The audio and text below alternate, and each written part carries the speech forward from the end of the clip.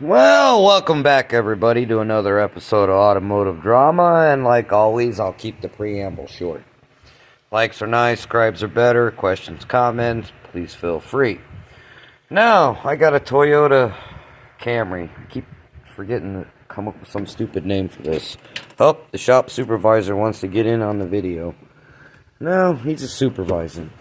Anyways, let me show you a little trick about bleeding the coolant system on this thing. Alright, right there is the bleeder. Now, you're probably not going to find the bleeder because it's buried underneath these two brackets over here. Okay? This one goes on top with the adjuster. And this one goes on the bottom and it just slides underneath there. And then there's a bolt right down there and blah blah blah. I'm not going to get on with all that because if you can't figure out how to get these brackets off, you really shouldn't be trying to bleed this coolant system.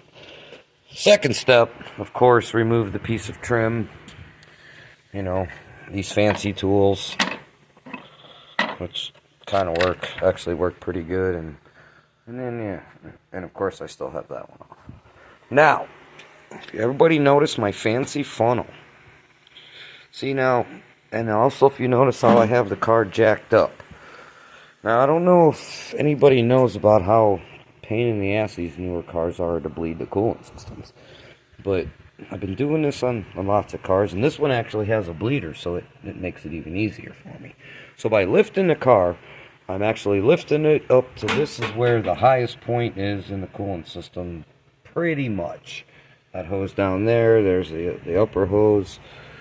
Actually, that's the lower hose. Here's the upper hose, etc., etc. Everybody gets where I'm going with this.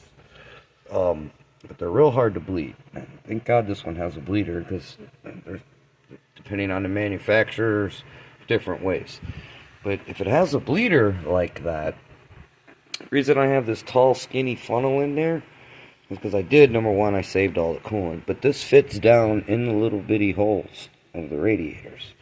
It fits in, as you can see, pretty much watertight.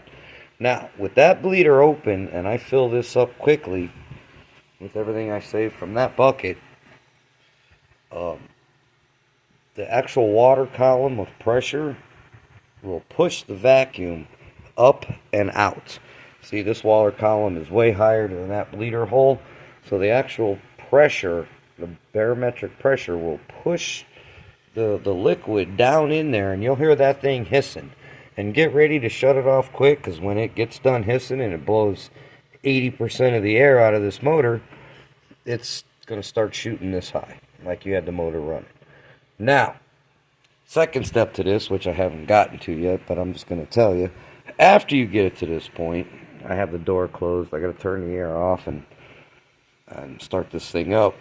Now I have to let it run and get warm. At this point, I can lower it down and take it outside and take it off the jack because I've pushed out 95% of the air in this thing.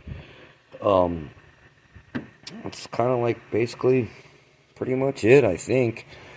If you got any questions, feel free. Comments, always love them.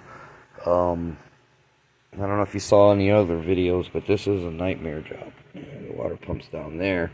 And if you think you're getting to that from the bottom, you could go ahead and try. It's easier to get it on top and without taking that bracket off. The mount bracket, which...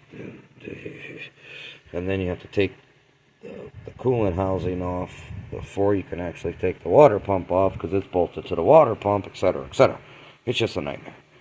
But hope some of these videos on this car give you little tips on how to kind of get this thing done if you're actually going to do one of these jobs. Anyways, thanks for tuning in, and stay tuned for more episodes of Automotive Drama. Have a good night.